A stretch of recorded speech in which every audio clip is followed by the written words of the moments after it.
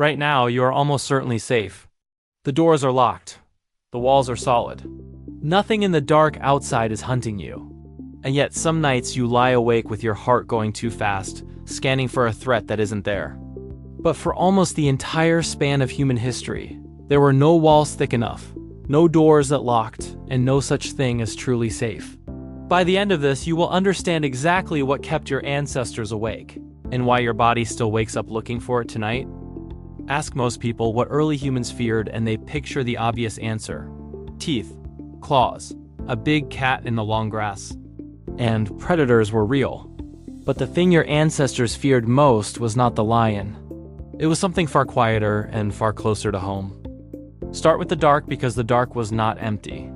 When the sun went down on a prehistoric landscape, your ancestors lost the one sense they relied on most. They could not see. And the animals that hunted them could. In 2021, ecologists studying modern lion behavior in Tanzania, led by Craig Packer at the University of Minnesota, found that lion attacks on humans spiked dramatically in the 10 days after a full moon, when the evenings fell darkest. The danger was not random, it was scheduled by the sky. Your ancestors learned to read the moon the way you read a clock, because the wrong night out in the open could be the last one. So they did the thing that saved them. They built a fire and they sat inside its ring of light, shoulder to shoulder, and they stayed there. The fire did not just warm them, it pushed the dark back to a distance they could watch. It turned the night from a threat into a room. And being inside that room meant something that still lives inside you now. It meant you were not alone. That is why the dark still does something strange to you. You can be a grown adult in a safe house, and the moment the lights go out, your imagination starts filling the room with things that are not there. You are not being childish. You are running ancient software that learned correctly that the dark was when you were most exposed and most outnumbered. The fear of the dark was never really a fear of darkness. It was a fear of what the darkness was hiding and of facing it without the circle around you. Which brings us to the fear that actually ruled their lives. Not the predator, the group. Because for your ancestors, the single most dangerous thing that could happen was not being eaten. It was being cast out.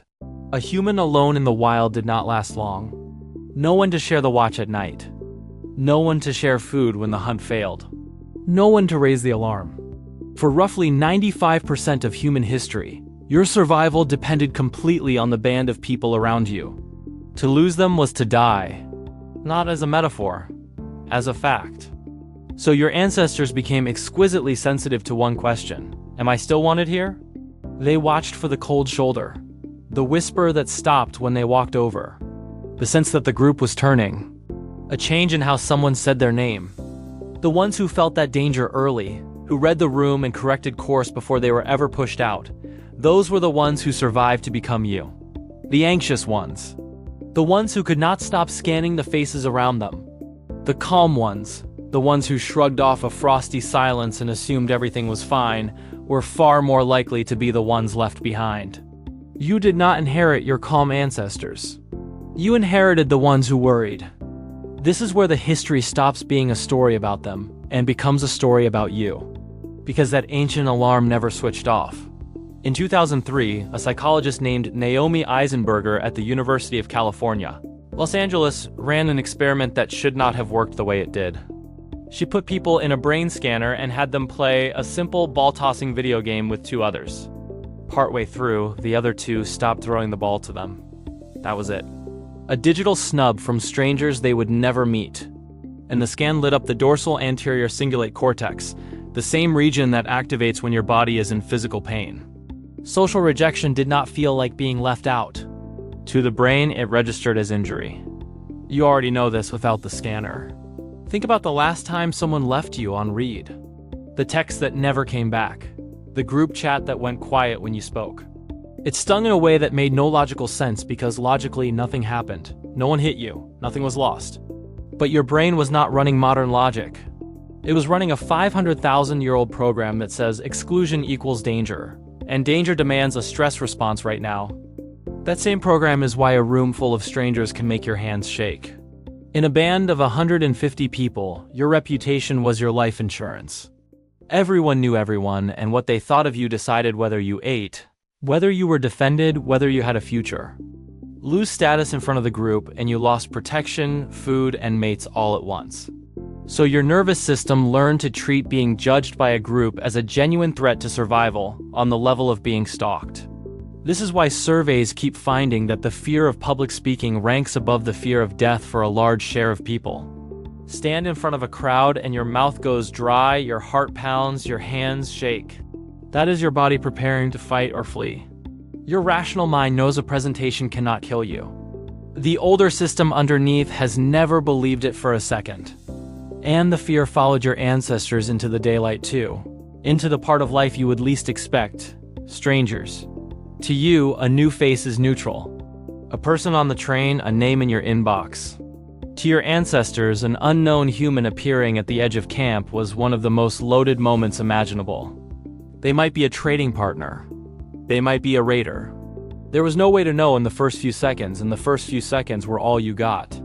So your brain built a snap judgment machine that sorts faces into friend or threat before you are even aware it is running. In 2006, psychologists Janine Willis and Alexander Todorov at Princeton found that you form a judgment about whether a stranger is trustworthy in 1/10 of a second. 1/10 of a second. Faster than thought. That is not prejudice you chose. That is an ancient threat detector firing on schedule. So look at the shape of what your ancestors actually feared. Not just the lion. The dark, because it blinded them. The night sky, because it timed the danger. And above all each other, because the group was both the only thing that kept them alive and the only thing that could throw them away. Every one of those fears was, at its root, the same fear. The fear of being unprotected. The fear of being alone. And here's what that means for you tonight. The threat is gone, but the wiring stayed. So when you lie awake at 2 in the morning replaying one awkward thing you said, your brain is not malfunctioning. It is doing precisely what it was built to do. It is checking over and over whether you are still safe inside the circle. When a single unanswered message can knock the wind out of you, that is not weakness. That is 500,000 years of evidence that being cut off was the end. Your fear of rejection, your dread of the room, your snap red on a stranger's face, none of it is a flaw in you. It is the survival kit that got every ancestor you ever had through the night.